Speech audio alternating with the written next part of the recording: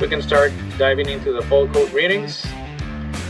For the sake of the video, we're having these two fault errors. If we want to see additional information and review the freeze frame data, we can see the last occurrence in hour of the fault system state, right?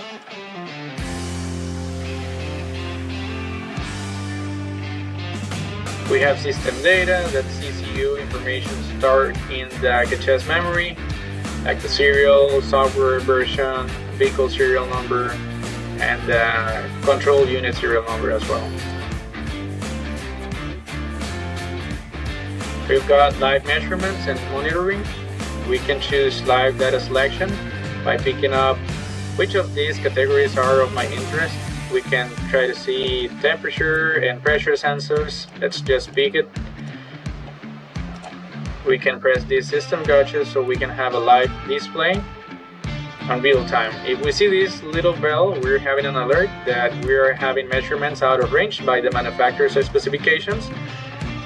We can also set some graphs to see what's the path it takes when it's sensing and taking the measurements. As well, we're going to have this red bell when we have measurements that are not in the range specified by the manufacturers.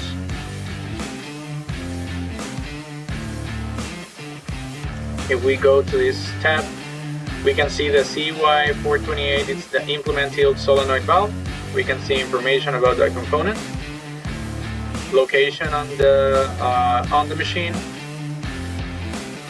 We can also pick up, going to the schematics and electrical diagram.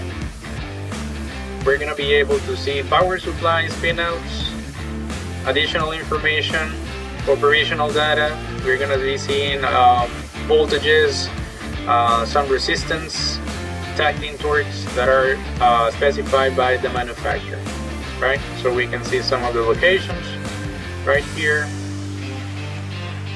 If you have any questions, just get in touch with us here at Mechnician. You can reach us 888-64-2240 or www.mechnician.com. Thank you very much.